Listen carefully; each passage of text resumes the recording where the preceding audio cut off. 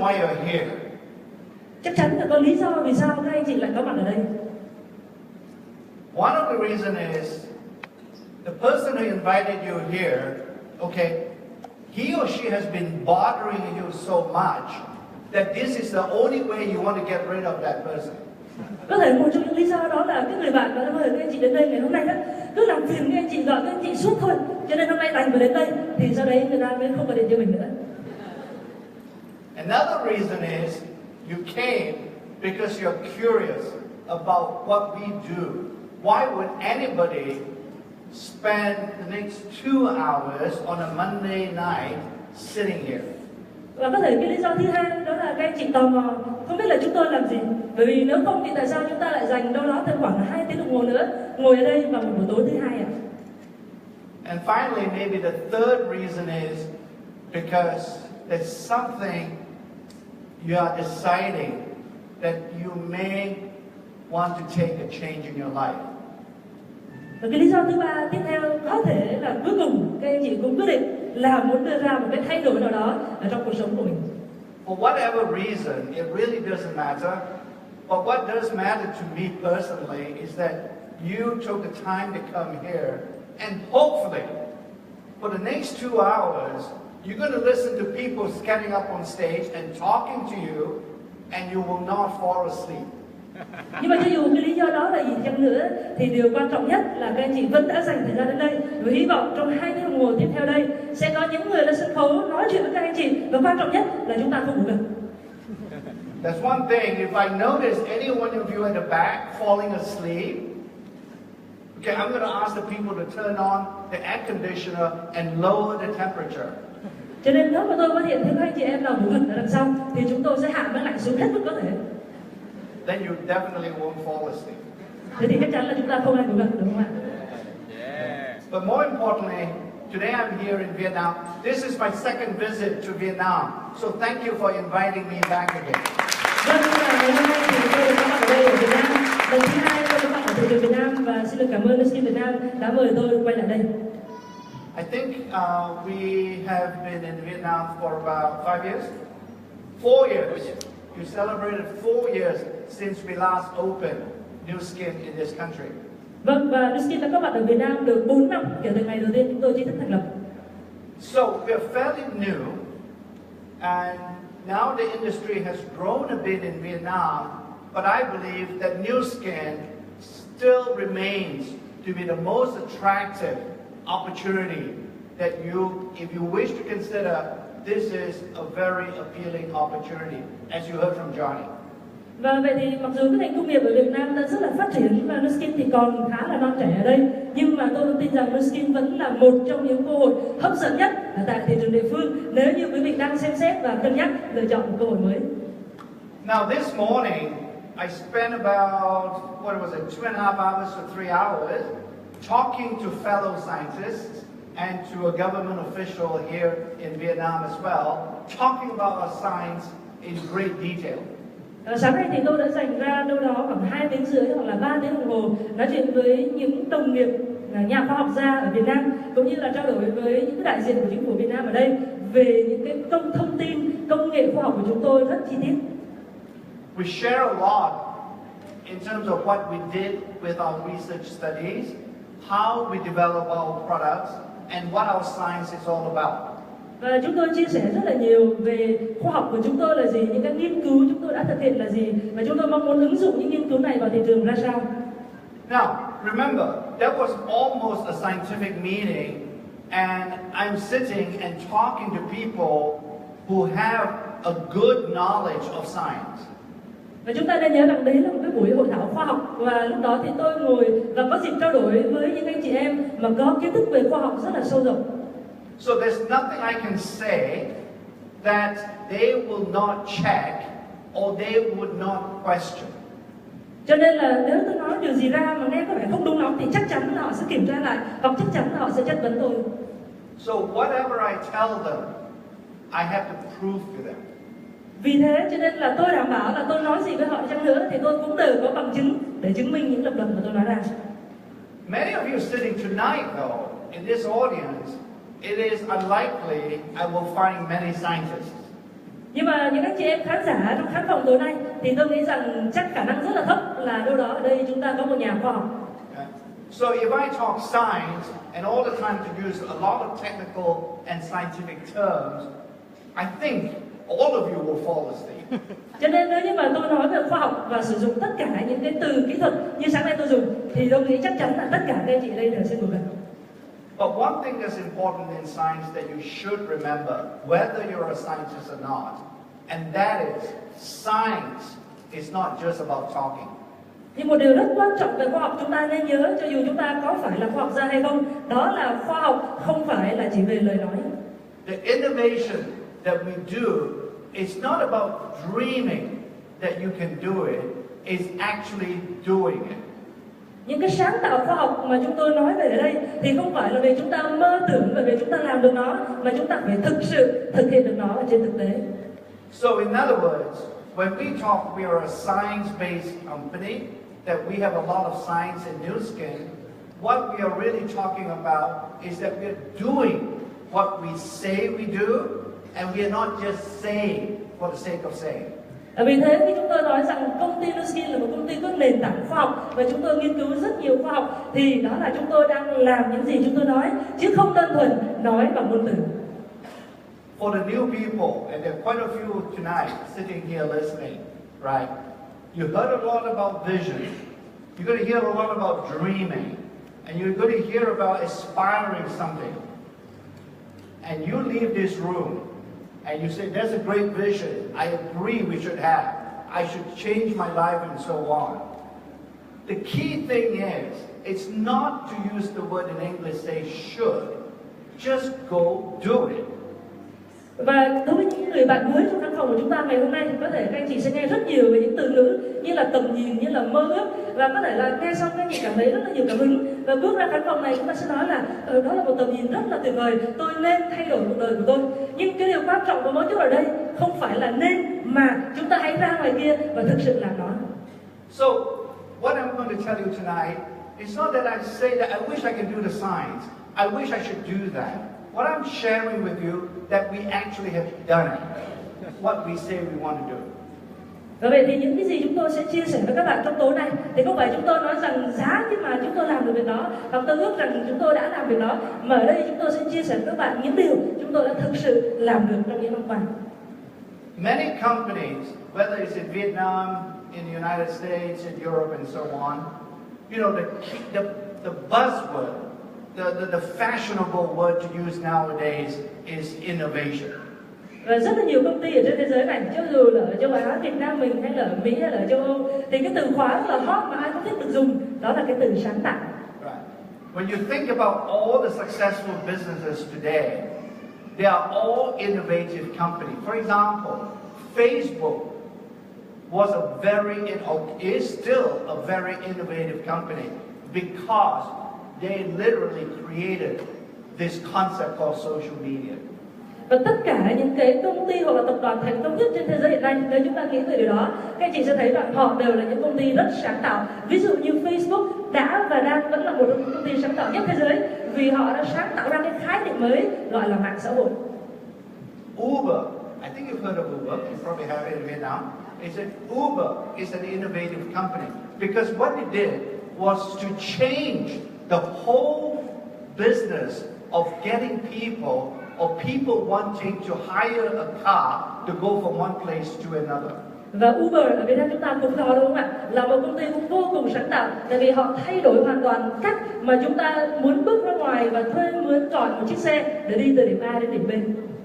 We in Nu Skin, we are innovating in a space that is so large that is called the anti-aging industry. Và ở tại Nu Skin thì chúng tôi là một công ty sáng tạo trong một cái lĩnh vực khoa học vô cùng rộng lớn mà chúng ta gọi chung một cái tên, đó là ngành công nghiệp chống lão hóa.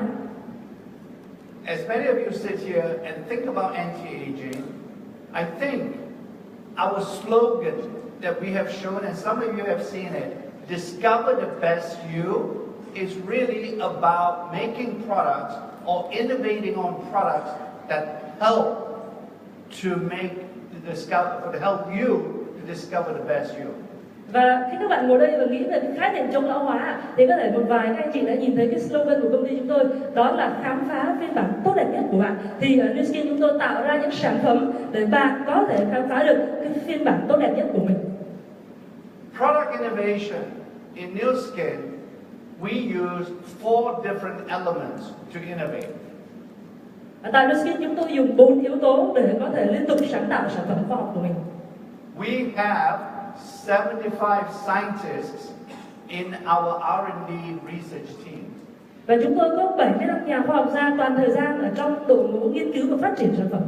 And Johnny has already shown you some of the professors around the world that are advising us and consulting with us in terms of how to use the latest science for product development. Và anh Johnny hồi nãy cũng chia sẻ một cái slide các anh chị nhìn thấy là ngoài 75 nhà khoa học gia đó ra thì chúng tôi còn rất nhiều khoa học gia khác ở khắp nơi trên toàn thế giới liên tục cố vấn cho chúng tôi là ứng dụng những cái phát triển mới nhất trong khoa học thế giới như thế nào vào việc sáng tạo ra sản phẩm mới. So now the 75 scientists, we cannot just hire 75 scientists and then tell them, go work anywhere you want. We have to give them the latest scientific equipment put into the latest, most innovative labs. And that is our global R&D centers. Và 75 nhà khoa học gia này chúng tôi không thể nào thuê họ về, ký hợp đồng làm việc với họ rồi bảo là thôi bây giờ các anh đi ra ngoài ngồi đâu làm việc cũng được. Không được, đúng không ạ? Chúng tôi phải trao cho họ những cái thiết bị nghiên cứu khoa học hiện đại nhất và đặt ở trong cái phòng nghiên cứu khoa học đẳng cấp nhất của thế giới. Và đó chính là cái trung tâm nghiên cứu và phát triển sản phẩm toàn cầu của chúng tôi. And then the fourth element that we use is to bring in or to develop innovative technologies, such as one of the machines that you saw in the video. Và một trong những cái bước cuối cùng của cái yếu tố thứ tư của chúng tôi đó là làm sao kết hợp và ứng dụng tất cả những khoa học này lại và phát triển ra những sản phẩm đột phá, ví dụ như là những cái sản phẩm và những cái thiết bị mà các anh chị đã nhìn thấy trong video trước đây. That was the first machine when that lady used it. You don't realize this, but that was the first machine ever developed to be able to dispense a skincare product or a skincare cream onto your hands without you opening a jar. Và có thể khi xem TV thì chúng ta không để ý lắm, đúng không ạ? Nhưng mà cái thiết bị mà chị Đỗ Thu Hằng dùng ở trong cái video đó là chiếc máy đầu tiên trên thế giới này được thiết kế để có thể chiết xuất kem dưỡng da ra tay của quý vị. Trong khi chúng ta không cần phải mở nắp một cái lọ nào và không cần phải đưa tay mình vào cái lọ nào.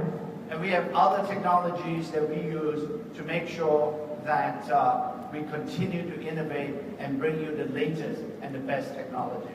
Và chúng tôi còn rất nhiều công nghệ khác mà chúng tôi sử dụng để đảm bảo là chúng tôi liên tục sáng tạo và liên tục đem đến thị trường và đem đến cho các bạn ở đây những sản phẩm hiện đại và mới mẻ nhất. So when you look at these 4 elements, right? The common theme among all the 4 elements is that we do what we say. Vậy thì khi các anh chị nhìn vào 4 cái yếu tố này, đúng không ạ? Cái mối dây liên kết cả 4 yếu tố này lại với nhau, đó là chúng tôi làm những gì mà chúng tôi nói. I mean, you just can't think, I must have, or I should have 75 scientists, and then magic, I have 75 scientists in the company. Bởi vì chúng ta không phải là nghĩ là mình nên có 75 khoa học gia và thế là tự nhiên như là một phép màu 75 nhà khoa học gia xuất hiện ra. I can't go out and say, Professor, please come and join us and become our advisor if they don't believe we are actually doing science. Và chúng tôi không thể nào bước ra ngoài kia mời những khoa học gia về đây chỉ đơn thuần nói rằng giáo sư về đây làm việc với chúng tôi đi. Nếu những người khoa học gia đó không thật sự tin rằng chúng tôi đang nghiên cứu khoa học tại Skin. So this is the proof. Even for the new people, for example, after tonight, you leave here, you get through those doors, and you say, I'm not interested. Okay, I don't want to do this. I don't want to join New Skin. At least you're leaving with some information. If ever in the future you want to reconsider, maybe just another company, you now know what are the questions you need to ask that company before you join. Và vậy thì điều quan trọng nhất là nếu sau buổi tối ngày hôm nay những người bạn mới của chúng ta rời khỏi khán phòng này, bước qua khỏi những cánh cửa kia và mình nghĩ trong đầu là nghe cũng hay nhưng mà tôi cũng không quan tâm lắm, tôi không muốn làm New Skin, thì ít ra là trong tương lai nếu có bất kỳ một cái khoảnh khắc nào đó các anh chị muốn cân nhắc tham gia một công ty khác thì ít ra các anh chị biết đâu là những câu hỏi mà chúng ta phải đặt ra về công ty đó trước khi chúng ta tham gia với họ. When you look at our 75 scientists and you say, well, okay, they all look the same. They all wear a white lab coat. So these scientists are all the same. Vâng, khi mà các anh chị nhìn thấy cái hình 75 nhà khoa học gia của chúng tôi, các anh chị có thể nghĩ là 75 anh chắc là giống nhau. Anh chị nào cũng mặc một cái áo trắng trong phòng thí nghiệm, chắc là họ giống nhau cả thôi. In fact, they're not. So here is another piece of the evidence. Our scientists are all trained in different fields of research. In other words, they are all different experts. Only by using these kinds of different scientists can you actually innovate in product development. Và đây là một cái thực tế khác để chứng minh những cái nền tảng khoa học của chúng tôi. Đó là 75 nhà khoa học gia này về thực tế là không giống nhau. Họ được huấn luyện và họ được đào tạo ở trong rất nhiều lĩnh vực khác nhau. Và chỉ khi chúng ta hợp tác với các nhà khoa học gia ở trong tất cả các lĩnh vực khác nhau thì chúng ta mới có thể sáng tạo và phát triển ra sản phẩm mới. So if there is another company say, well, you know, we are sort of like Nu Skin. We are also use science in our product development. And the next question is, how many scientists you have? Well, we have one. Vậy thì nếu như là một công ty nào đó khác trong tương lai nói với các bạn là các bạn biết không, tôi cũng dùng Nu Skin, chúng tôi cũng dùng khoa học để phát triển sản phẩm. Thế thì các bạn phải hỏi họ là các bạn có bao nhiêu khoa học gia, và có khi họ sẽ nói các bạn là chúng tôi có một. It's sort of like, seriously? I mean, you think you're like Nu Skin with one scientist? Thì khi đấy câu hỏi là gì ạ? Thật sao? Chỉ có một khoa học gia thì làm sao mà giống Nu Skin được? You all love football, right? Ở đây các anh chị đều thích bóng đá đúng không ạ? Yeah. Okay. So you all let me just. So the question is, or the thing, what I'm trying to tell you is, science is the same way. Product development is a team endeavor. Và đây cái điều mấu chốt tôi muốn chia sẻ với các anh chị là khoa học nó cũng như thế, và chúng ta muốn phát triển ra sản phẩm khoa học thì cũng cần có nỗ lực của một đội nhóm. There's a reason why we need all these 75 scientists. It's because we need this whole team to innovate. Và đó là lý do vì sao chúng tôi cần cả 75 nhà khoa học gia này, vì chúng tôi cần cả một đội nhóm làm việc cùng nhau thì mới có thể sáng tạo. And we need this whole team of different experts, not just the same experts, but all different experts to play as a team. Và chúng tôi cần 75 nhà khoa học gia này đều là chuyên gia trong nhiều lĩnh vực khác nhau, không phải là 75 khoa học gia trong cùng một lĩnh vực nghiên cứu, mà 75 lĩnh vực hoặc là rất là nhiều lĩnh vực nghiên cứu khác nhau, thì như thế họ có thể chơi như là một đội được. That's the proof I'm sharing with you today. When we talk science, we actually can do it because we have so many scientists. Và đó là cái bằng chứng đầu tiên tôi muốn chia sẻ với các bạn trong số này. Khi chúng tôi nói về khoa học thì chúng tôi có thể thực sự tạo ra được khoa học, bởi vì chúng tôi có một đội ngũ 75 nhà khoa học gia toàn thời gian. And those scientists work in one of the buildings. There's one of our R&D center in Provo, our corporate headquarters. That's a $100 million building. Và các nhà khoa học gia của chúng tôi thì làm việc ở trong tòa nhà trên hình này. Đây chính là trung tâm nghiên cứu và phát triển toàn cầu của chúng tôi ở tại thành phố Provo, tiểu bang Kansas của Mỹ. Và đây là một tòa nhà trị giá $100 triệu Mỹ khi được xây dựng. When Nu Skin came to me 3 years ago, or maybe close to 4 years, and said, Joe, well, how do you think we should do science in Nu Skin? Khoảng 4 năm trước thì Nu Skin đã gặp tôi và nói rằng, anh Joe, anh nghĩ là ở Nu Skin thì chúng tôi nên làm khoa học như thế nào đây? I said, build an innovation center.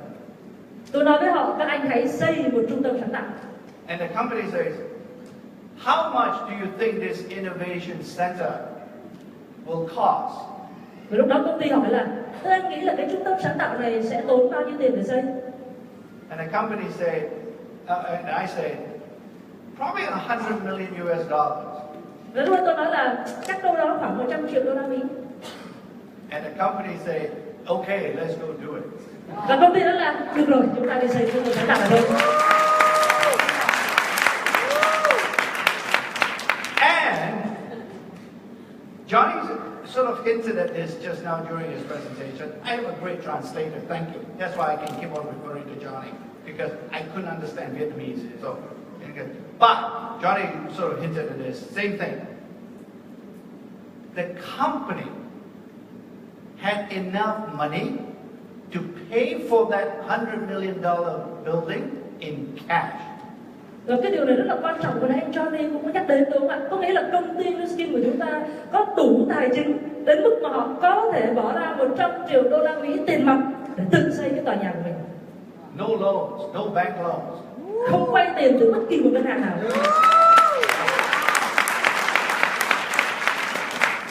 We didn't ask money from Credit Suisse. Không có tới ngân hàng cứu của anh Johnny là Credit Suisse để xin vay tiền.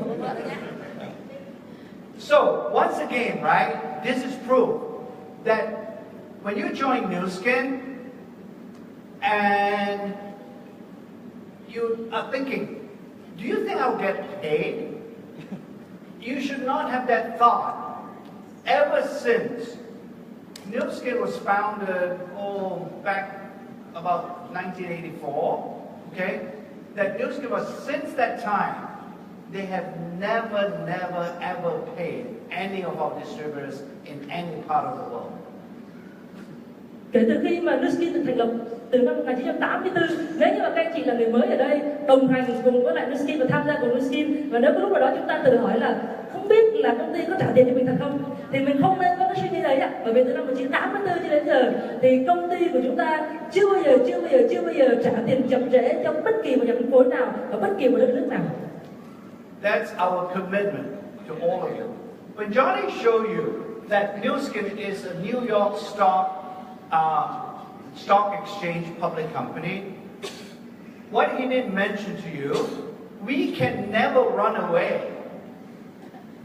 Thì đó là một cái bằng chứng nữa để chứng minh những cái nền tảng của công ty Nuskin ạ. Bởi vì khi ở đây anh Johnny nói rằng công ty Nuskin là một công ty đại chúng trên sàn chứng khoán New York, thì anh ấy quên không nói là một cái thực tế các anh chị là đã có cổ phiếu trên sàn chứng khoán New York rồi thì không bao giờ có thể bỏ cổ chạy lấy người được.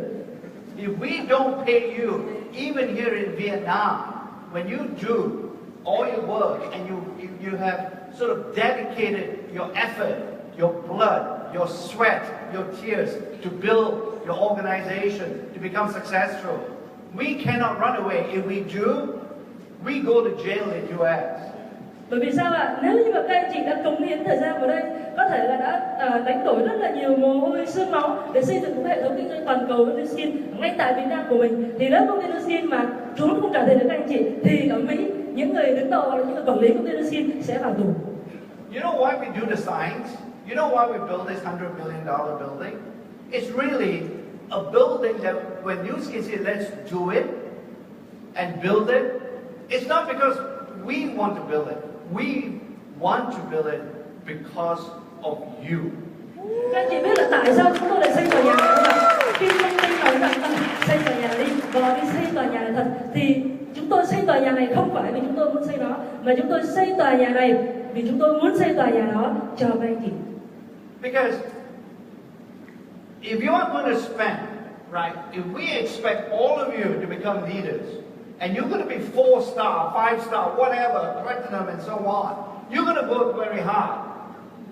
The company on the other side, the least we can do is to give you the best products and to give you the safest products and to give you the highest quality products so that you don't have to worry about the products, but just focus on the business. Bởi vì nếu như mà chúng tôi kỳ vọng tất cả các anh chị em ở đây đều trở thành những nhà phân phối lãnh đạo của Nuskin và các anh chị làm việc rất vất vả và chăm chỉ vì cái cam kết đó, thì cái điều ít nhất, cái điều nhỏ nhất mà công ty có thể làm cho các anh chị đó là đem đến cho các anh chị những sản phẩm tốt nhất, an toàn nhất, chất lượng cao nhất để các anh chị không bao giờ phải lo về sản phẩm mà chỉ tập trung vào làm kinh doanh thôi. So that is why we do all the scientific research. Và đó là lý do vì sao chúng tôi thực hiện tất cả những công trình nghiên cứu khoa học này. I just show you some of these people. Johnny actually showed you everybody that we have. In fact, he doesn't cover all of them. But it's important. These are world-class scientists, and the reason why we use them as our scientific advisors is to make sure that we don't think that we are the best. Và tôi muốn chia sẻ với quý vị ở đây một vài những gương mặt khoa học gia là cố vấn của chúng tôi. Và nãy anh Johnny có chia sẻ cái slide này và rất là nhiều khoa học gia khác, đúng không ạ? Đây là những nhà khoa học gia đẳng cấp thế giới khắp nơi trên toàn thế giới này, và chúng tôi nhờ họ cố vấn cho mình để đảm bảo là chúng tôi không bao giờ từng nghĩ rằng chúng tôi là giỏi nhất. And these professors, when they come and visit with us, just like we had this meeting this morning, they will come and visit with us, and they will let us know whether we are doing the right thing or whether we're doing the wrong thing. Và những giáo sư khoa học này khi mà hàng năm họ đến gặp chúng tôi và tổ chức những hội nghị khoa học như là hội nghị khoa học chúng tôi tổ chức sáng nay, thì họ sẽ cho chúng tôi biết được là cái hướng nghiên cứu của chúng tôi hiện nay là đang đi đúng hướng hay là đang đi sai hướng. So when we do a project, we know that after talking to these professors, we know that at least there is a good chance that the science is very good. Cho nên là khi chúng tôi thực hiện bất kỳ một dự án nghiên cứu khoa học nào thì chúng tôi cũng đều tham vấn với họ và chúng tôi biết rất rõ rằng chúng tôi đang đi đúng hướng. When we finish our science, we don't just keep it. We share it. We go to scientific conferences. We write out our papers and publish it in journals. That's another way of checking whether our science is good. Và khi chúng tôi hoàn thành những cái dự án nghiên cứu khoa học thì chúng tôi không giữ nó làm của riêng mình, mà chúng tôi đi tham dự rất nhiều hội nghị khoa học ở trên toàn cầu. Chúng tôi công bố rất là nhiều những cái bài nghiên cứu và chúng tôi cũng đăng bài lên tạp chí khoa học. Đấy là một cách khác để chúng tôi đảm bảo rằng những gì chúng tôi đã nghiên cứu là đi đúng hướng với thế giới. We are not afraid that our competitors learn about our science because by the time we publish, most of that knowledge is already protected by patents.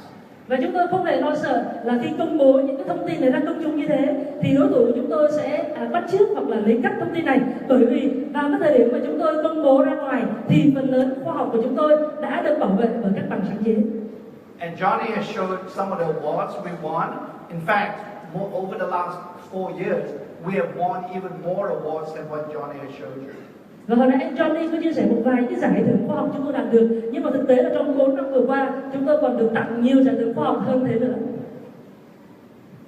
So here we come to this thing called age lock. And you saw the video and you've seen some of the products in the other video. And let me try and sort of explain why we created this new science that we call age lock. Và vì vậy thì tất cả những cái nền tảng bây giờ tôi chia sẻ với các bạn đã dẫn chúng ta đến đây, đó là AgeLock. Và các bạn đã nhìn thấy một vài những cái công nghệ và sản phẩm đã ứng dụng từ AgeLock trong video trước đấy. Tôi sẽ cố gắng làm hết sức có thể để giải thích với các bạn một phần tại sao chúng tôi lại sáng tạo ra khoa học AgeLock này. So, 12 months from now, all of you, including me, okay, we are going to be 1 year older. Ngày này 12 tháng nữa thì tất cả chúng ta ở đây, bao gồm cả tôi nữa, tất cả chúng ta đều lớn hơn 1 tuổi. But 12 months from now, your body does not need to be 1 year older. Nhưng mà ngày này 12 tháng tới nữa thì cơ thể của các bạn không nhất thiết là phải già đi 1 tuổi. Now, you need your brain to think about what I just said in those two thoughts. Và như thế thì chúng ta cần tách biệt cái khái niệm, cái suy nghĩ này trong bộ não chúng ta thành 2 phần. Because they sound quite similar. Bởi vì thoạt nghe thì chúng có vẻ giống nhau. Some of you may actually, if you haven't fallen asleep by now, okay, some of you might think, what is Joe talking about? He's saying the same thing, except using different words. Và có thể một vài các bạn, nếu như các bạn chưa ngủ gần, đang nghĩ là không biết là anh Joe đang nói gì. Hình như là anh đang lặp lại cùng một cái khái niệm nhưng mà chỉ đơn thuần là đổi từ ngữ đi thôi. Not really.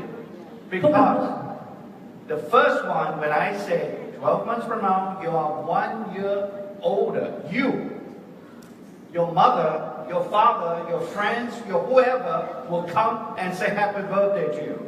Nhưng mà không phải là như thế ạ. Bởi vì khi tôi nói rằng ngày này 12 tháng tới nữa các bạn sẽ lớn lên 1 tuổi thì có nghĩa là bạn, ba của bạn, mẹ của bạn, những người thân xung quanh các bạn sẽ đến gặp bạn và nói chúc mừng sinh nhật. There's no in the world that can actually change that. Sẽ không có sản phẩm nào trên thế giới có thể thay đổi được thực tế đó. Age-lock products cannot change that. Sản phẩm AgeLock cũng không thay đổi được thực tế đó. The second one, 12 months from now, your body, not you, your body does not have to be 1 year older. Nhưng mà cái điểm thứ hai các bạn, đó là 12 tháng nữa, ngày này 12 tháng nữa thì cơ thể của bạn chứ không phải là bạn, cơ thể của bạn không nhất thiết phải già đi 1 tuổi nữa. What that means is that health is something that you can change. Điều đó có nghĩa là gì ạ? Điều đó có nghĩa là sức khỏe là một thứ mà bạn có thể thay đổi được.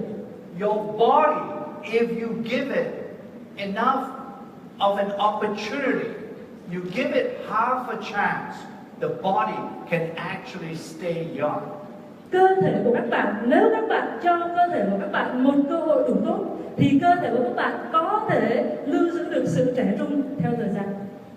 Each and every one of you, I suspect when you're walking down the street or somewhere, when you look at a person, you probably think, my goodness, why does he look so young? Tôi đoán chừng là các chị ở đây đều đã từng cái lúc nào đó, tôi đoán chừng thôi là chúng ta đi ngoài đường và chúng ta nhìn vào một người và chúng ta tự hỏi rằng, ôi trời ơi, sao cái người này trông lại trẻ như thế? You know, I wonder how he does it or she does it. Và các anh chị sẽ tự hỏi là không biết làm sao người ta lại trẻ được như thế. Age law is here to help you understand why that is happening. Và khoa học age lock ở đây là để giúp các anh chị hiểu hơn tại sao chuyện đó lại xảy ra.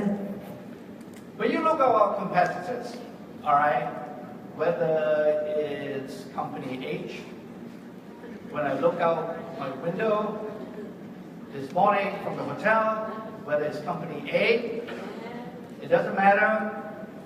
They are all trying to develop some anti-aging products that are covering up the signs of aging.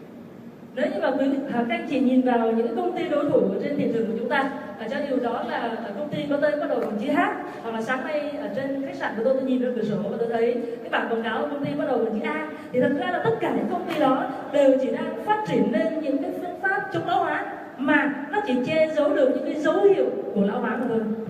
20 years ago, probably New Skin was doing the same thing. 20 năm trước đây thì có thể là Nuskin cũng có cái cách tiếp cận giống như họ. But now, with age law, what we're doing is no more covering up the signs of symptoms. We're not interested in that. Been there, done that. What we're interested is to identify the genetic sources of aging. Nhưng mà với Nuskin ngày nay, với khoa học age lock thì chúng tôi không còn cách tiếp cận đó nữa. Chúng tôi không quan tâm và cũng không muốn làm cái việc là đơn thuần che đậy dấu hiệu của lão hóa nữa. Và bây giờ chúng tôi làm một việc đó là xác định cũng như là giải quyết cái nguồn gốc ở góc độ gen của quá trình lão hóa. And by successfully doing that, identifying those age-related genes, then we can actually attack the sources of aging and develop a much better product. Và khi chúng tôi làm cái quá trình nghiên cứu này thành công, có nghĩa là xác định được đâu là những gen mà liên quan đến hoặc là ảnh hưởng đến quá trình lão hóa của cơ thể, thì chúng tôi có thể bắt đầu tấn công vào cái nguồn gốc rễ của quá trình lão hóa. This is the innovation we are talking about. Okay? This is the innovation that is equivalent to what Facebook is doing to social media and what Uber is doing to car hiring. Và đây chính là cái sáng tạo khoa học mà chúng tôi nói đến. Đây là cái sáng tạo khoa học tương đương với cái sáng tạo mà Facebook đã tạo ra ở trong ngành mạng xã hội, cũng như là Uber đã tạo ra ở trong ngành xe cho thuê mướn. Our anti-aging product based on age lock approach, for all intents and purposes, they are what we would say in English, disrupting the anti-aging business. Và cái khoa học age lock của chúng tôi, để nói một cách đơn giản hơn, thì đang phá vỡ toàn bộ những tiền lệ và đang đột phá toàn bộ những tiền lệ trước đây của ngành chống lão hóa trên toàn thế giới. So, let me tell you a personal story. If you still somewhat, perhaps, don't quite get what I'm saying about 12 months from now, you are older, but 12 months from now, your body doesn't have to be old. Okay, go ahead. Vậy thì tôi sẽ chia sẻ với các bạn một cái câu chuyện cá nhân trong trường hợp là các bạn nghe câu chuyện là 12 tháng tới đây chúng ta lớn hơn 1 tuổi, nhưng mà cơ thể chúng ta không nhất thiết già đi 1 tuổi và vẫn chưa hiểu rõ lắm, thì tôi sẽ chia sẻ một câu chuyện khác với các bạn. Here's my father. Đây là cha của tôi. The left picture is when he was really healthy. Tấm hình bên trái là khi ông còn rất khỏe mạnh. The right picture was a picture that I took of him roughly about 7 years ago. Và tấm hình bên phải là tấm hình mà tôi chụp ông cách đây đâu đó khoảng 7 năm. When you look at him, when you look at my father, I think you would agree with me. He's not very healthy. He's sick. Và các anh chị nhìn vào tấm hình bên phải thì chắc các anh chị cũng đồng ý với tôi là trông ông không khỏe mạnh lắm, lúc đấy ông đang ốm rất là nặng. When you look at that photograph, right, you are seeing that even a simple thing like shaving, somebody has to do it for him. Và các anh chị nhìn tấm hình thì các anh chị thấy là ngay cả một cái việc rất nhỏ nhoi thôi, đó là tự cạo râu cho mình thì ông cũng không làm được, và ai đó phải cạo râu giúp cho ông. Every man in this audience would tell you, if you can't even shave yourself, that is the most fundamental thing that a man is expected to do by himself. Và tất cả những người đàn ông trong khán phòng này sẽ chia sẻ với các bạn rằng cái điều nhỏ nhoi nhất, căn bản nhất mà tất cả những người đàn ông đều muốn tự làm được, đó là phải tự cạo râu được cho bản thân mình. When you are physically unable to do it, you lose a lot of self-respect. Và khi sức khỏe và thể chất của bạn ngăn cản bạn, không cho bạn làm cái việc căn bản đó, thì bạn sẽ mất đi rất là nhiều phần cái sự tự tôn ở trong bản thân. And that's the least of my dad's problems, health problems. He had far more serious things that he could not do by himself. Nhưng thật ra cái vấn đề không tự cạo râu được lại là cái vấn đề nhỏ nhất của bố tôi, bởi vì là bố tôi lúc đó còn rất là nhiều thứ quan trọng khác nữa mà ông không thể tự làm để tự chăm sóc bản thân mình được. He was in that state for 5 years. Và bố tôi ở trong cái tình trạng đó suốt 5 năm trời. And those 5 years, every year when I look at him, right, his quality of life was not good. Và 5 năm đó mỗi lần tôi quay về thăm ông thì tôi đều cảm thấy rằng cái chất lượng cuộc sống của ông đều đang rất là tệ hại. In fact, his quality of life was so bad that I felt it is much better for him to die. Và thậm chí là cái chất lượng cuộc sống của ông tệ hại đến mức tôi cảm thấy rằng nếu như mà ông qua đời thì có khi còn tốt đẹp hơn cho ông. So when he finally died about 5 years ago, okay, or thereabouts, that I actually felt happy because he did not have to suffer anymore. Cho nên là 5 năm trước khi mà cuối cùng ông cũng mất đi thì cái khoảnh khắc đó tôi thật sự là cảm thấy rất là nhẹ nhõm, bởi vì khi đấy thì ông không phải chịu đựng những cái đau đớn nữa. This is what I mean when I say your body does not need to get old. Và đây là cái hình ảnh tôi muốn dùng để giải thích với các anh chị cái ý tưởng là cơ thể chúng ta không nhất thiết phải già đi. It's not about living how long, it's about living well for how long. Vấn đề không phải là chúng ta sống bao lâu ạ, mà vấn đề là chúng ta sống khỏe mạnh trong bao lâu. Here's my mother. Còn đây là mẹ của tôi. The top picture, same age as my father. Tấm hình ở phía trên cùng chụp vào cái năm mà bà bằng tuổi bố tôi bên kia. I think my mother is rather pretty, right? Mẹ tôi xinh hơn. Vâng, cảm ơn các bạn. And the bottom picture is where she looks like now. Và cái hình ở phía dưới cùng là hình của bà ấy ngay bây giờ. She's about 87. Năm nay thì bà ấy khoảng 87 tuổi.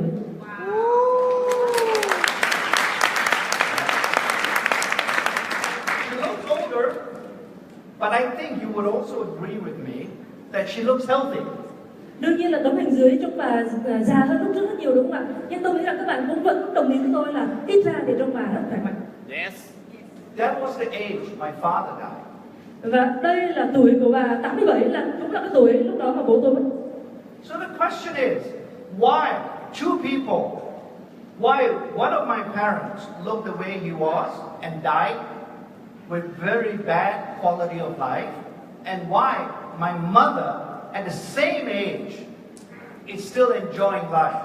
Và vậy thì câu hỏi chúng ta đặt ra là tại sao hai người lại có cái quá trình, một kết quả khác nhau như thế? Tại sao bố tôi lại mà trải qua một khoảng thời gian đau đớn như thế và sau đó mất đi, trong khi mẹ tôi ở cùng tuổi đó thì bây giờ vẫn khỏe mạnh và vẫn đang được tận hưởng cuộc sống? So now perhaps I hope you're beginning to understand a little bit more what I'm trying to say with HLOG and why our products what our products are trying to do is to make all of you perhaps live like my mother. Và hy vọng là đến đây thì các bạn hiểu thêm được một chút những gì tôi nói về khoa học HLOG và cái sứ mệnh của chúng tôi khi phát triển ra cái dòng sản phẩm HLOG này. Đó là chúng tôi mong muốn được giúp đỡ các bạn sống một cuộc sống mà chất lượng cao cho đến lúc tuổi già giống như mẹ của tôi bây giờ.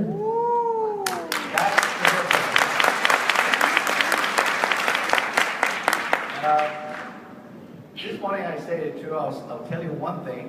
There's a disadvantage for making my mother so healthy. Tôi muốn chia sẻ một điều, đó là khi mà giúp cho mẹ tôi khỏe mạnh như thế này thì nó lại gây ra một bất lợi cho tôi. Especially with a brain. Nhất là khi mẹ tôi vẫn còn rất minh mẫn. Because my mother still think that I am 9 years old. Bởi vì mẹ tôi bây giờ gần 90 thì nghĩ rằng tôi cũng chỉ đâu đó mới 9 tuổi thôi. Every time I visit with her, she will tell me what to do.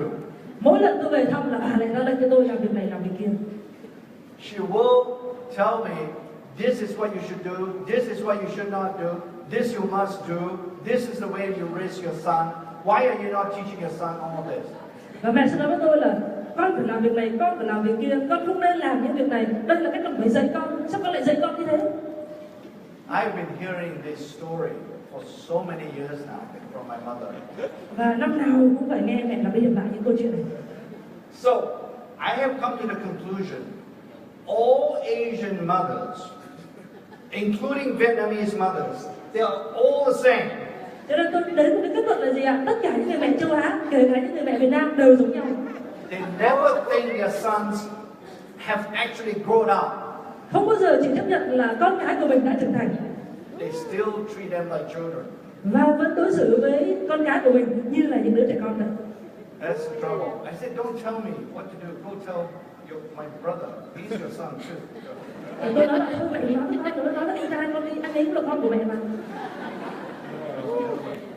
So, why are we doing age lock and how we're doing age lock is because of this technology. Vâng, vậy thì tại sao chúng tôi đang làm khoa học age lock và làm sao chúng tôi thực hiện được khoa học age lock là nhờ vào công nghệ này. Facebook, right? Why do you think they could do what they can do? It's because of the computer chip. It's because of the computer chip in your smartphone. Facebook đúng không ạ? Các bạn nghĩ là làm sao Facebook làm được điều mà họ đã làm? Đó là nhờ vào con chip vi tính ở trong cái máy vi tính mà chúng ta đang sử dụng. And same with us in age-lock. We can only do this technology because we have that gene chip. Và tương tự như thế, đối với lại khoa học age lock của Nuskin, chúng tôi chỉ có thể thực hiện được khoa học age lock là bởi vì chúng tôi có cái công nghệ là con chip gen. And then with the gene chip, we can create genetic fingerprints of young healthy tissue and old unhealthy tissue. Và với cái con chip gen này, chúng tôi có thể tạo ra được những cái hồ sơ gen của tế bào trẻ khỏe mạnh và hồ sơ gen của tế bào già yếu. And with this sort of fingerprint maps of genetic activity inside the body, we can start monitoring the aging process. Và với những cái hồ sơ này có thể tạo xem như là cái dấu vân tay của mức độ hoạt động của gen trong cơ thể của chúng ta, thì khi đó chúng ta có thể bắt đầu giám sát và kiểm tra cái quá trình lão hóa trong cơ thể của chính mình. Let me show you an experiment. This is very exciting for us because these are the experiments that finally help us to develop those age-lock products. Tôi sẽ chia sẻ với các bạn một cái thí nghiệm mà làm cho chúng tôi rất là sung sướng và phấn khích, bởi vì chính thí nghiệm này cho phép chúng tôi phát triển lên tất cả những sản phẩm age-lock tuyệt vời. These are conducted with monkeys. Đây là những cái thí nghiệm mà chúng tôi thực hiện với các con khỉ. When we took an old monkey and we make sure this monkey does not eat too much, in other words, we restrict their calories. Chúng tôi chọn một chú khỉ đã khá là già, nhưng bây giờ chúng tôi làm một việc là đảm bảo là chú khỉ già này không được ăn quá nhiều. Có nghĩa là chúng tôi giới hạn cái lượng calorie mà chú ấy nạp vào người hàng ngày. And then we use the gene chip and take some of their tissues or blood and look for their gene expression profile. Và sau đó chúng tôi lấy một vài cái mẫu tế bào hoặc là mẫu máu của chú khỉ đó, rồi dùng con chip gen hồi nãy để giúp chúng tôi lấy được cái hồ sơ về gen của chú khỉ này. If you look at that expression profile, it consists of thousands of genes. Cái hồ sơ gen của các anh chị đã nhìn thấy trên màn hình này, nó bao gồm ở trong đó hàng ngàn cái gen khác nhau. So, and that's why the gene chip is so powerful. It can look at all the genes at the same time. Và đó là lý do vì sao con chip gen lại là một công nghệ mạnh mẽ như thế. Tại vì nó cho phép chúng ta kiểm soát và kiểm tra hàng ngàn gene và tất cả những gen vào cùng một thời điểm. Another monkey, same age, and we look at the gene expression profile from that monkey with no restriction in their diet. Và chú khỉ thứ hai cùng tuổi, và chú khỉ thứ hai này thì sao ạ? Không có giới hạn về lượng calorie, tức là được ăn uống thoải mái. Và chúng tôi cũng dùng con chip gen để tạo được cái hồ sơ gen cho chú khỉ này. Totally opposite activity profile. Và các chị nhận thấy điều gì ở trong hai cái hồ sơ gen này ạ? Đó là cái mức độ hoạt động gen hoàn toàn đối lập nhau. This is when we got really excited, when we actually, we have a picture of that? Let me see. Yeah. This is really exciting when we look at the monkeys. Và khi chúng tôi nhìn vào những chu kỳ thật sự, không nhìn hồ sơ gen nữa, thì chúng tôi thật sự rất là phấn khích. Remember, these monkeys are not different. These monkeys are twins. Các chị hãy nhớ rằng đây không phải là hai chu kỳ khác nhau ạ. Đây là hai chu kỳ song sinh. They're born at the same time. Sinh ra cùng lúc ạ. They have, when you look at twins, they have 100% the same genetic makeup. Và khi chúng ta nhìn vào các cặp song sinh thì sao ạ? Tất cả những cái hồ sơ về gen trong cơ thể của họ là trùng hợp nhau 100%. In other words, their genes are absolutely identical. Có nghĩa là gen của những cái người song sinh là hoàn toàn giống y hệt như nhau. No difference. Không có gì khác biệt cả. But yet, when you look at the monkey on the left, that guy looks really healthy, right? Nhưng mà nếu mà các anh chị nhìn vào chu kỳ bên tay trái của các anh chị thì chu kỳ này trông rất là khỏe mạnh đúng không ạ? Yeah. The monkey on the right doesn't look healthy. Thế còn chu kỳ bên tay phải thì sao ạ? Trông không khỏe mạnh lắm. Why is that? Tại sao lại như thế ạ? Something has changed. Có một thứ gì đó đã thay đổi rồi. What has changed? If I can go back, is this the genetic activity?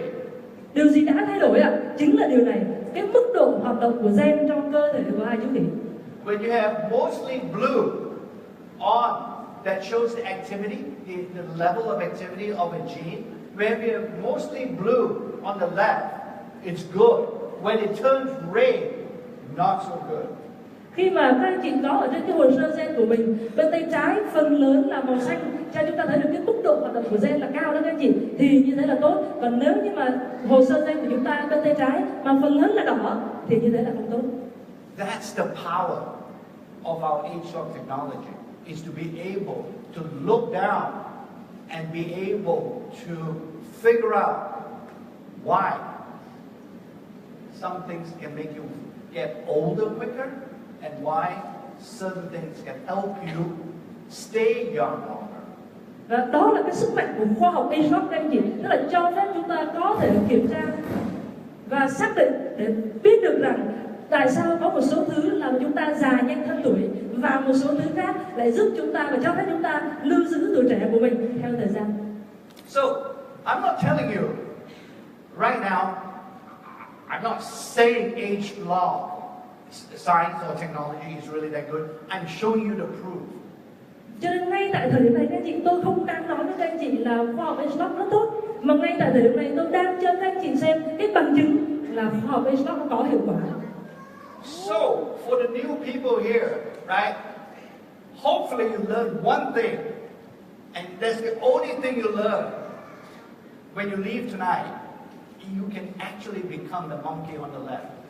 Thế thì đối với những anh chị em là người mới trong khán phòng này, tôi hy vọng các anh chị học được một điều quan trọng nhất khi mà các anh chị rời khỏi khán phòng ngày hôm nay, đó là các anh chị có khả năng và được quyền lựa chọn để trở thành chú vị bên tay trái.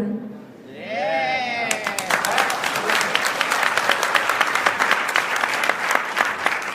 Alright.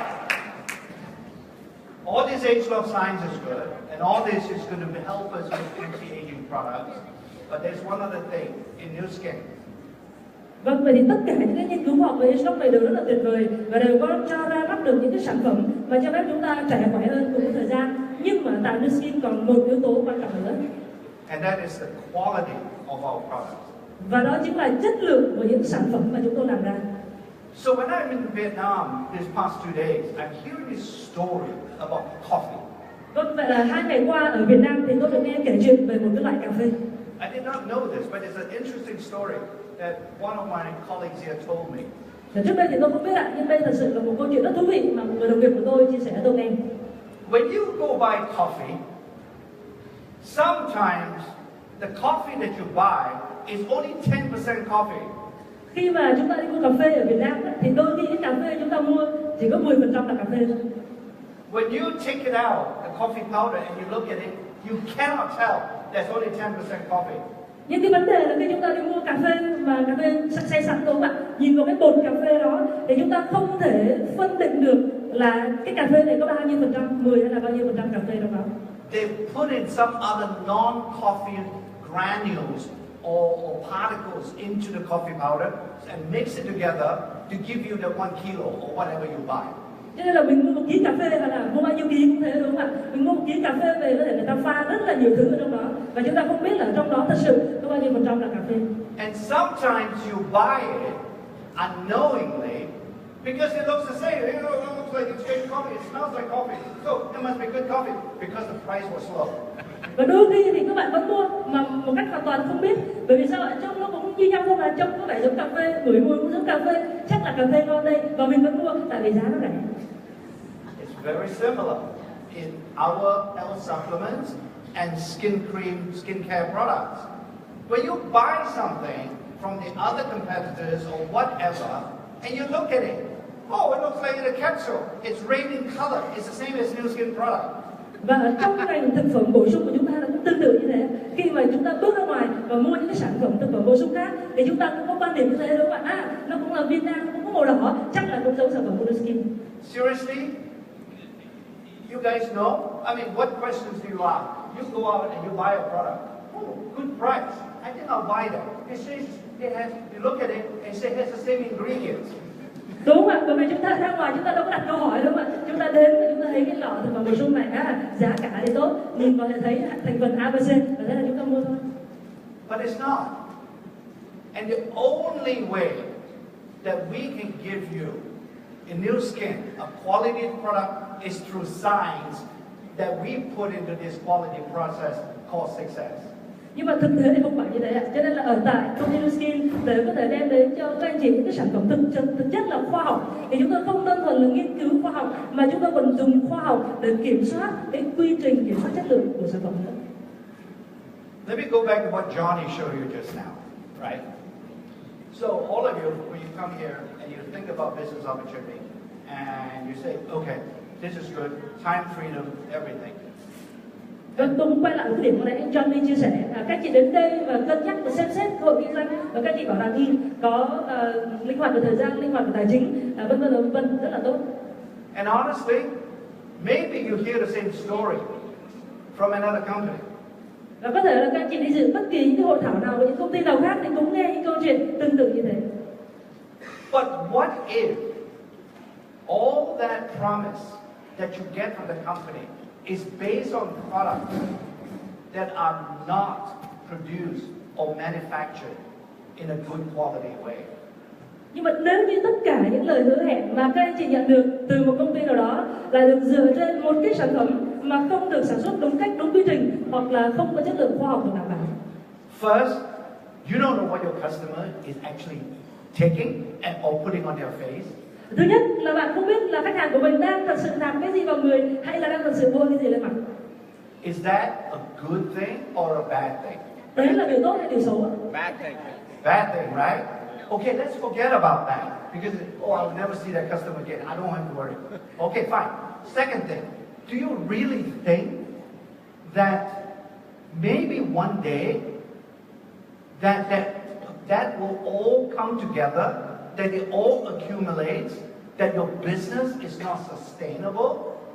Và giả sử là đó là một điều xấu mà thôi cũng không sao, chưa chắc đã gặp lại người khách hàng này. Nhưng mà các anh chị cứ bao giờ nghĩ rằng nếu như một ngày kia tất cả những người khách hàng của chúng ta đã trao sản phẩm không tốt đến tay của họ sẽ cộng dồn lại và nó dẫn đến một cái kết cục là cái kinh doanh của chúng ta đã xây dựng rất nhiều năm lại không thể được duy trì lâu dài. That's the reason why is success on science. We know that our products are of the highest quality because we test them. Và đó là lý do vì sao chúng tôi áp dụng cái quy trình kiểm soát chất lượng gọi là 6S để chúng tôi biết là sản phẩm của chúng tôi là chất lượng cao nhất trên thị trường bởi vì chúng tôi thử nghiệm và thí nghiệm với chúng. I don't look at Weissband and look at the capsule that you all are taking and say, wow, that capsule looks good. Tôi không có nhìn vào cái Weissband và cái viên Weissband mà các bạn vẫn đang uống hàng ngày và nói là cái viên này trông cũng đẹp đấy. Yeah, that capsule looks really nice. I think it's good enough. Let's go give it to you. Vâng, cái viên này trông lành lặn chứ cũng đẹp đấy. Và thế là ra đến tay các anh chị. The 6S process allows me to do more than that. It's to say, I know exactly what's inside the capsule. Và cái quy trình 6S cho phép chúng ta làm nhiều hơn bằng cái việc là nhận định chất lượng mà chỉ qua mắt thường. Và chúng tôi có thể xác định được và biết rất rõ là trong mỗi cái viên chúng tôi trao vào tay các anh chị có gì trong đó. So when you buy Wispan today, I can guarantee you 12 months from now, 2 years from now, 5 years from now, I can give you the same 100% identical product because we have the specifications. Thì chúng tôi có thể đảm bảo các anh chị là 12 tháng nữa, 2 năm nữa, 5 năm nữa chúng tôi vẫn có thể trao vào tay các anh chị những viên Wispan mà giống nhau 100% về chất lượng bởi vì chúng tôi có quy trình 6S. Personally for me, I need to sleep at night. Bởi vì đối với cá nhân tôi thì sao ạ? Tôi phải làm cái việc gì mà đến buổi tối tôi còn ngủ được. I cannot sleep if I don't make a quality product. That's not the way I've been trained to do. Right? Tôi không thể ngủ được khi mà được huấn luyện thành một nhà khoa học gia mà sau đấy lại làm ra những sản phẩm không chất lượng. And it's the same with the other 75 scientists in Nu Skin. Và 75 nhà khoa học gia khác của Nu Skin thì cũng có một cái triết lý sống và làm việc giống như tôi vậy. So you saw this balance, age-lock technology, we applied to Nu Skin skincare product. We can also put it on the Pharmanex supplement side too. Vậy thì ở trên cái cân này các anh chị thấy là những cái khoa học age-lock nãy giờ tôi giải thích với các anh chị có thể được ứng dụng vào những sản phẩm dùng ngoài da dưới cái nhãn hiệu là Nu Skin và cũng có thể ứng dụng vào những sản phẩm thực phẩm bổ sung uống bên trong dưới cái nhãn hiệu là Pharmanex. And this is proven technology because over the last 2009, so about eight years or so, we have developed and launched at least 6 different age-lock type products for both categories. Và vậy thì những công nghệ này là đã được minh chứng xong bởi vì là trong khoảng 8 năm vừa qua thì chúng tôi đã cho ra mắt và đưa được thị trường đâu đó khoảng 60 sản phẩm ở cả mảng Nu Skin lẫn mảng Pharmanex xuống bên trong. TR90, I won't tell you about how we develop it. I already mentioned it's developed through age-lock technology. Here's the thing about the big difference with TR90, right? Most diet systems and most weight loss systems out there, once you stop using, all your weight comes back. Đây là chương trình quản lý cân nặng age-lock TR90 của Nu Skin và hôm nay không có thời gian thì tôi sẽ không đi vào chi tiết nhưng tôi muốn nói đến cái khác biệt lớn nhất giữa age-lock TR90 và những cái hệ thống quản lý cân nặng hoặc là giảm cân khác ở ngoài kia. Những cái hệ thống ngoài kia các anh chị ngừng dùng sản phẩm thì cân nặng của chúng ta lại tiếp tục tăng ngược lên. If you follow the TR90 system, once you finish, even when you stop, you follow truly the whole TR90 system, you will keep your weight off. Và vậy thì đối với lại age-lock TR90 khi mà các anh chị dùng và tuân thủ đầy đủ cái quy trình chúng tôi hướng dẫn thì sau 90 ngày các anh chị sẽ có được một cân nặng lý tưởng mới và các anh chị được quyền lưu giữ duy trì cân nặng lý tưởng đó mà không tăng cân trở lại. Because essentially what we have done with TR90 products is to reset those weight genes in your body so that they are now behaving normally. Bởi vì khi mà chúng tôi phát triển được cái age-lock TR90 thì chúng tôi chạm được đến tất cả những cái gen mà nó ảnh hưởng hoặc nó tác động hoặc nó điều khiển đến vấn đề quản lý cân nặng trong cơ thể của mình và bây giờ chúng hoạt động hiệu quả hơn và mạnh mẽ hơn.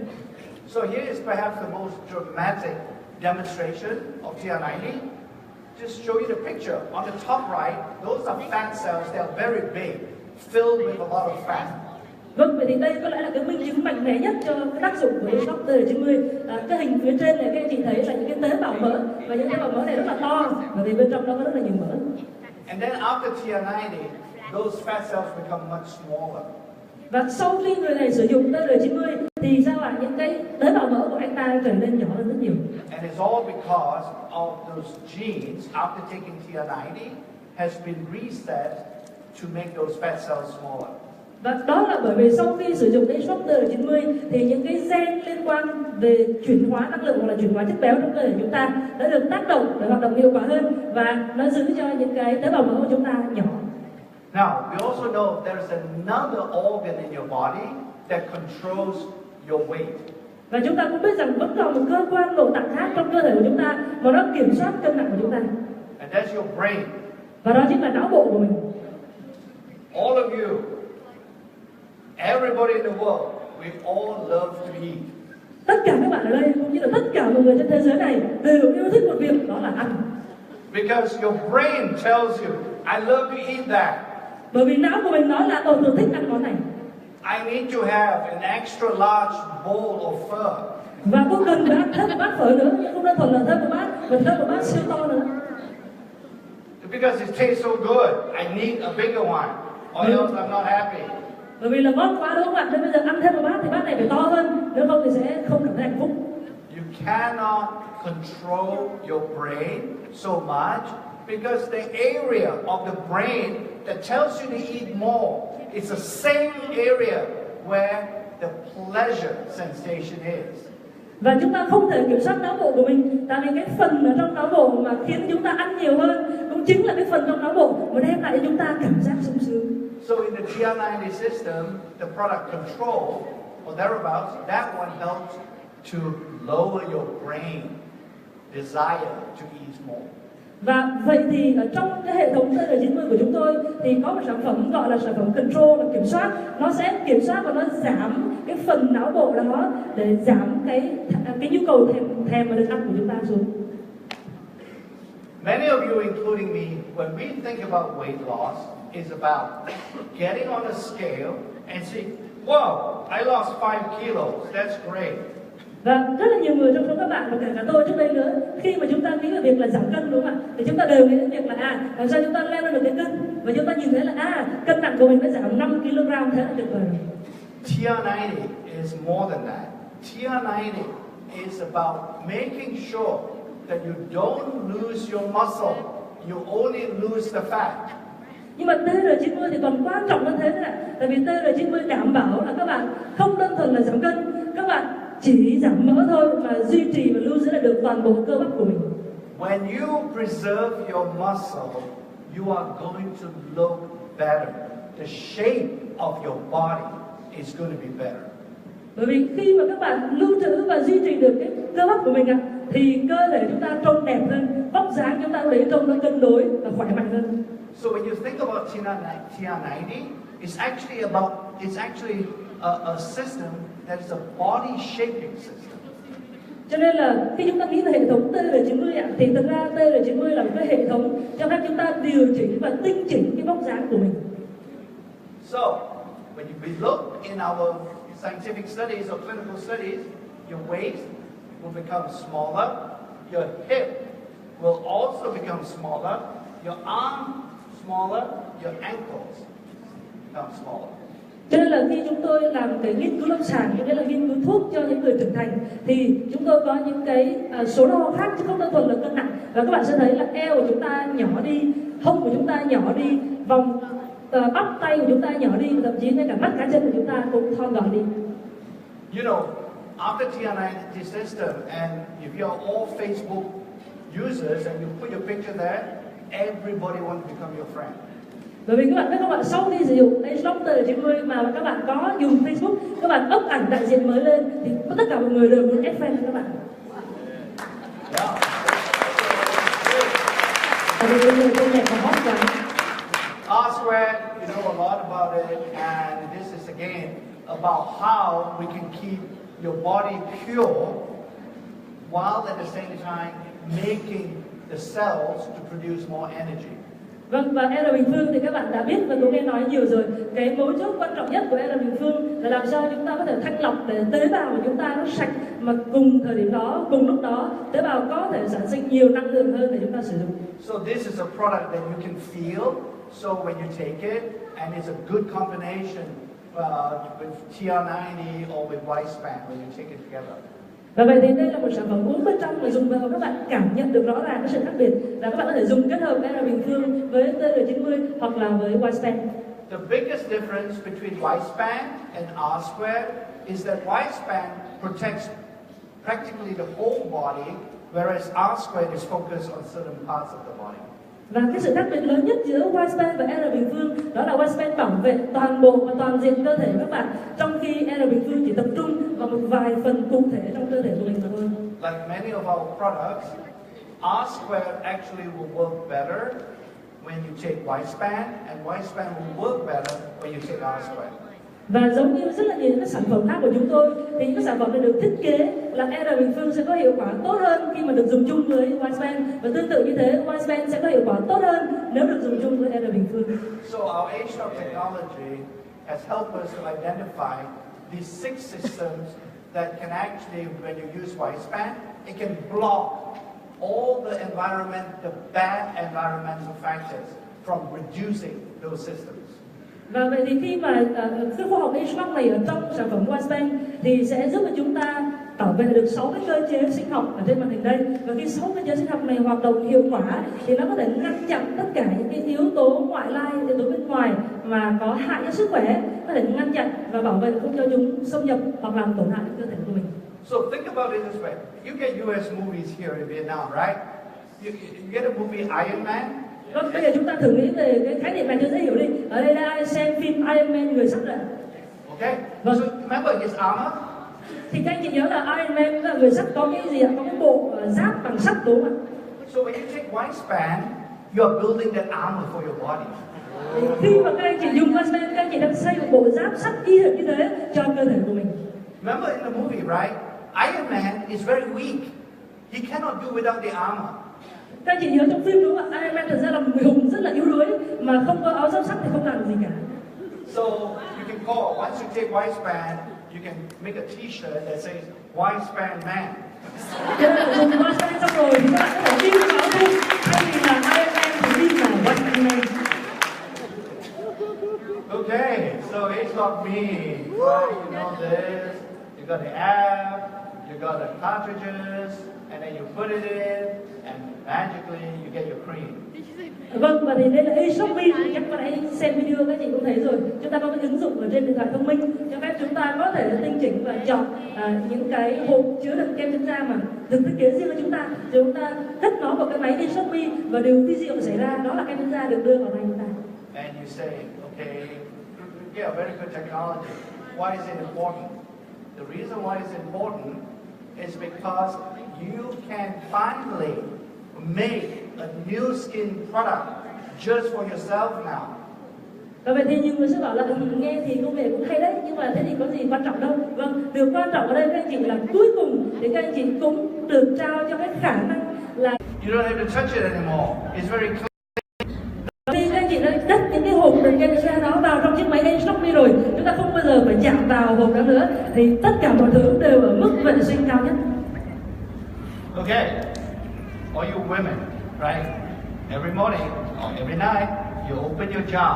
Let's say the normal kind of product. You open the jar and you put your hands in there to get some cream, right?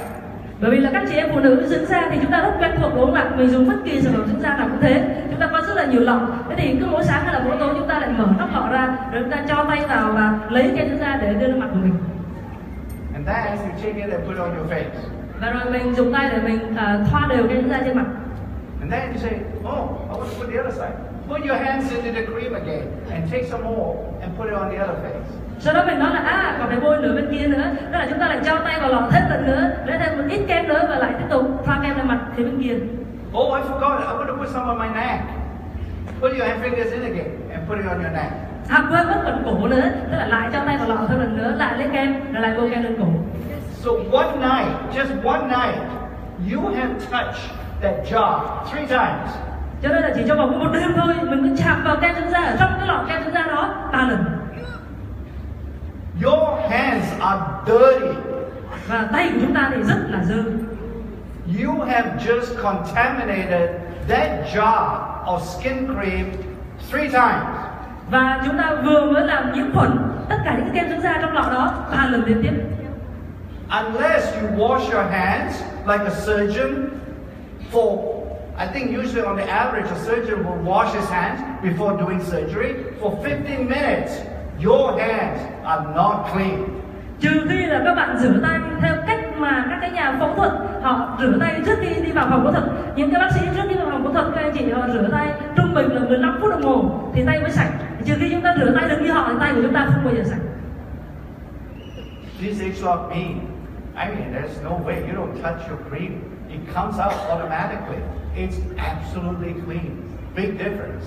Và vậy thì với thiết bị Age Lock Mini thì sao ạ? Tay chúng ta không bao giờ chạm vào kem dưỡng da trừ trên cái thời điểm mà nó được đưa ra tay chúng ta để đưa lên mặt. Và vì thế cái mức độ sạch của kem dưỡng da là hoàn toàn khác biệt ở trên đẳng cấp khác. Another thing, a 20-year-old lady may not use the same type of cream as a 40-year-old lady or a 60-year-old lady. Và một điều khác nữa là một cô gái 20 tuổi thì không thể nào dùng kem dưỡng da mà giống như một người phụ nữ 40 tuổi hay là giống như một quý bà 60 tuổi được. Your skin needs change over time. Bởi vì là cái nhu cầu về dưỡng da của da bạn nó thay đổi theo thời gian. This is the first time with Age Lock Me you can actually decide what you want for your age and for your skin type. Khi mà các bạn sở hữu cái thiết bị Age Lock Me này thì đây là lần đầu tiên các bạn được quyền quyết định là mình sẽ dùng kem dưỡng da gì cho da của mình và vì lý do gì. Living in Vietnam is so humid and hot. Living in Utah, like I do, I will most likely not use the same combination as I would be if I had been staying in Vietnam. Bởi vì ví dụ như là sống ở Việt Nam của mình thì rất là nóng và ẩm đúng không ạ? Còn nếu mà tôi sống ở cái vùng núi như là Utah ở Mỹ thì chắc chắn là những cái hộp kem dưỡng da bên trong cái máy Age Lock Me này của tôi và của các bạn sẽ không giống nhau. I can change. If I do come and live in Vietnam, I say I don't want my combination in the US anymore. Let me change that. I can do that with Age Lock Me. Nhưng mà nếu như mà tôi dùng Age Lock Me và có lúc nào đó tôi quyết định là sẽ về Việt Nam sống một thời gian chẳng hạn thì tôi có thể hoàn toàn không sử dụng những cái thiết bị kem dưỡng da mà tôi thiết kế cho Mỹ nữa, mà tôi sẽ thiết kế một bộ hoàn toàn mới để dùng như tôi ở Việt Nam. You cannot do that with any other type of permanent product in the jar. Và không có bất kỳ một cái hãng kem dưỡng da nào khác trên thế giới cho phép các bạn làm được điều đó khi mà họ sản xuất cùng một loại kem trong cùng những cái lọ giống nhau. So this Age Lock ingredients we put in, also there's another reason, is because these ingredients we can't use it in a jar product because it will deteriorate every time you open the lid. Vâng, và vì sao những cái chất lượng và nguyên liệu kem dưỡng da Age Lock này chúng tôi lại không đặt nó vào những cái lọ như bình thường, bởi vì là mỗi lần các bạn mở lọ ra một lần thì cái chất lượng kem dưỡng da ở trong đó sẽ bị suy thoái đi một chút. And the machine does some magic inside. When it comes out, they use this new technology, micro layering, to give you this special droplet of skin cream that actually helps the ingredients to go into the skin 3 times better. Và khi mà các anh chị nhấn nút để mà kem dưỡng da từ trong máy Age Lock Me nó ra tay của mình thì có một điều kỳ diệu xảy ra các anh chị, bởi vì ở trong chiếc máy Age Lock Me có một cái công nghệ mới gọi là công nghệ vi tầng, nó cho ra kem dưỡng da trên tay của mình thì cái lượng kem này khi bôi lên mặt có khả năng hấp thu và tiếp xúc và hấp thu vào da mặt cao gấp 3 lần so với tất cả những kem dưỡng da khác ngoài thị trường. And we have the clinical studies to prove that the products work. Và cái công dụng ưu việt này của sản phẩm chúng tôi cũng có những cái nghiên cứu lâm sàng để chứng minh cho tất cả những gì chúng tôi nói. Okay, new people. First time you hear about new skin.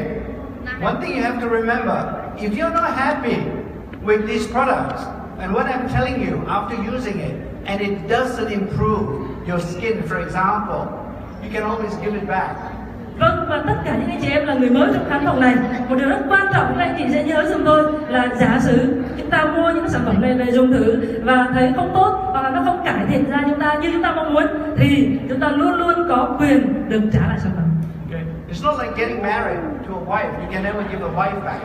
Không phải giống như đi lấy vợ lấy chồng các bạn, lấy xong rồi làm sao mà trả lại nhà sản xuất được lại. New people?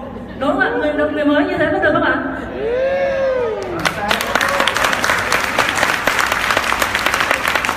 So many of you have used a spa, and once again, this is a combination of the products. Both the spa will work better, and the Age Lock Me will work better. Vâng, và rất là nhiều anh chị trong khán phòng này cũng đã sử dụng chiếc máy Cavic Spa massage mặt thì các anh chị cũng biết rồi, giống như là Whitespan và Arabic Phương thôi. Nếu dùng kết hợp với nhau thì cả chiếc máy Spa lẫn chiếc máy Age Lock Me sẽ đều có hiệu quả cao hơn nhiều lần. So new technology once again. This is our innovation on the skincare side, and this is very exciting because there are other type of cartridges we can make in the future. Vâng, và vậy thì đây là công nghệ mới rất là làm chúng tôi phấn khích, bởi vì chúng tôi đã sáng tạo ra được những cái công nghệ và cách thiết kế Age Lock Me mà đột phá trên thị trường, và trong tương lai chúng tôi còn có thể sáng tạo ra thêm những cái loại hộp đựng kem da mới hơn để đặt vào chiếc máy Age Lock Me này. I'm going to show you 1, 2, 3, maybe 3 products tonight. Buổi tối ngày hôm nay tôi chỉ mới chia sẻ với quý vị đâu đó khoảng 3 sản phẩm thôi. We have over 1,000 products on the skincare side. Nhưng mà chỉ riêng mảng chăm sóc da đó ở nước Skin Mỹ thì chúng tôi có trên cả ngàn sản phẩm. And I think we are close to about 300 to 400 on the health supplement side. Và đâu đó khoảng 300 cho tới 400 sản phẩm ở bên mảng Pharmanex uống bên trong. But the lesson to take home today is the fact that each and every one of those products had been produced and has been produced to the highest quality possible. Nhưng mà cái điều duy nhất và cái bài học duy nhất tôi mong muốn các bạn ghi nhớ và đem theo mình về nhà sau cái sự kiện ngày hôm nay, đó là tất cả mỗi những cái sản phẩm trong số hàng ngàn sản phẩm chúng tôi có đó đều đã được sản xuất theo cái quy trình và có cái chất lượng cao nhất có thể. So the question you have to ask yourself tonight when you leave is, if the products are that interesting and we have the studies to prove it, is that something that you want to use so that you can build a great business? Vậy thì cái câu hỏi mà tối nay về các bạn phải hỏi bản thân mình, đó là nếu những cái sản phẩm này thật sự hấp dẫn và thú vị như vậy, và chúng tôi có tất cả những cái nghiên cứu, thí nghiệm lâm sàng để chứng minh cái công dụng của chúng, thì đây có phải là những sản phẩm mà các bạn muốn sử dụng để xây dựng một cái công việc kinh doanh toàn cầu hay không? Yes. So, because you don't realize it, there's another benefit out of it. The more successful you become on your business side, the more you're making people healthier and looking prettier. Và vẫn còn một cái lợi ích tuyệt vời nữa của sản phẩm mà đôi khi chúng ta không nhìn thấy hết. Đó là chúng ta làm kinh doanh càng thành công thì chúng ta càng giúp được nhiều người trẻ khỏe hơn ở bên trong và trông xinh đẹp hơn ở bên ngoài. Yes. Yeah. So in addition to the time freedom and all the other things you hear about business opportunity, at the end of the day, perhaps the most important thing that you can say about yourself is that you are making a difference. Và vậy thì bên cạnh tất cả cái giá trị về thời gian linh hoạt hoặc là tài chính linh hoạt và những cái giá trị khác từ công việc kinh doanh Skin mà các bạn đã nghe, thì có lẽ cuối cùng là cái điều quan trọng nhất mà bạn muốn làm đó là nói với bản thân mình rằng cuối cùng tôi đã tạo ra được một điều gì đó khác biệt. So if the products are ready, there's only one question before you go to sleep tonight. Are you ready to do it? Và vì vậy nếu như mà sản phẩm đã sẵn sàng rồi thì câu hỏi còn lại duy nhất trước khi chúng ta đi ngủ tối nay đó là chúng ta đã sẵn sàng cho nó chưa? If you're still not convinced, let me leave you with this last thought. This is our latest product that we are going to bring to the world. It's called... Và nếu như mà các bạn vẫn chưa đủ thuyết phục thì tôi muốn để lại các bạn với cái ý tưởng cuối cùng này. Đây là sản phẩm mới nhất mà chúng tôi sẽ cho ra mắt với thế giới trong năm nay. This is Lumi. Đây là sản phẩm tên là Lumi. And this is how you're going to use it. Và đây là cách mà các bạn sử dụng nó. So as you carefully massage this face, this new technology actually stimulate your skin to make more collagen. Khi mà các bạn dùng chiếc máy này để rửa mặt và massage nhẹ nhàng ở trên mặt như là trên video, thì cái công nghệ mới ở trong cái đầu của chiếc máy này của chúng tôi sẽ kích hoạt và kích thích để cho tế bào da của các bạn sản sinh thêm nhiều collagen. So over the next few months, you're going to hear a lot of these new products and going to be Vâng, và vậy trong vài tháng tới nữa các bạn sẽ nhận được nhiều thông tin hơn về chiếc máy này. Trước mắt là chúng ta thấy nó có rất là nhiều màu khác nhau. The black one is for the guys. Màu đen là dành cho các quý ông. You can actually use it in a shower. Có thể đem vào nhà tắm để sử dụng khi chúng ta tắm. It's waterproof. Nó chống nước. You can do it yourself, or you can ask your partner to do it for you. Có thể tự rửa mặt cho mình hay là nhờ người yêu rửa mặt cho mình cũng được. It's all up to you. Tùy mình hết. Comes in 5 different ones. So yeah, this is the same thing. We go through all the testing. So these are the products. 1, 2, 3, 4, 5, 6, 7, 8, 9, including the Lumi Spa now that we have produced through age-lock technology. Vâng, vậy thì đây là tất cả những cái sản phẩm, 9 sản phẩm bao gồm sản phẩm mới sắp ra mắt là Lumispa. Đây là 9 sản phẩm chúng tôi đã phát triển dựa trên cái nền tảng khoa học HVAC. So, I think I've spent enough of my time talking to all of you. Vâng, cũng sắp hết thời gian rồi, tôi rất là vui và vinh dự được có mặt ở đây và chia sẻ với các bạn. So let me complete the circle. Everything I talked about, some of you have fallen asleep. It's okay. So all you have to do is wake up and look at this. All our products and our business opportunity and whatever that you hear about New Skin as a company. We are here to help you to discover the best you. Vâng, và vậy thì tôi muốn đưa chúng ta quay lại một cái vòng tròn hoàn chỉnh. Một vài người trong các bạn chắc là nãy giờ ngủ cô ra. Bây giờ các bạn chỉ cần thức dậy và nhìn vào cái slide cuối cùng này thôi. Tất cả những gì chúng tôi đã làm và đang làm sẽ làm. Sứ mệnh cuối cùng của chúng tôi đó là giúp các bạn có thể khám phá được cái phiên bản tốt đẹp nhất của chính mình. New Skin is not New Skin without any of you. Và New Skin sẽ không phải là New Skin nếu như mà không có bất kỳ ai ở trong các bạn. You are New Skin. Các bạn chính là New Skin. All our distributors around the world come together. When you talk and when you think New Skin, that is New Skin. It's not even the building in Provo that describes New Skin. Đó là trái tim và khối óc của tất cả những nhà phân phối New Skin ở khắp nơi trên toàn thế giới. Khi chúng ta nghĩ về New Skin và khi chúng ta chia sẻ cái giá trị tốt đẹp của New Skin cho người khác, đó là New Skin. Chứ còn New Skin cũng chẳng phải là cái tòa nhà 100 triệu đô mà chúng tôi đã xây ở Provo Dương Sản. So, for the new people, when you leave tonight and you think about this, you're thinking, should I join this family? It's not about should I join this company. Và vì vậy đối với các chị em là người mới, khi các bạn rời khỏi phòng ngày hôm nay và có các nhà chúng ta suy nghĩ và cân nhắc về nó, thì có thể các bạn sẽ hỏi là tôi có nên tham gia vào công ty này hay không? Thì tôi cũng sẽ được chia sẻ với các bạn câu hỏi đúng là tôi có nên tham gia vào gia đình này hay không? So thank you so much for listening.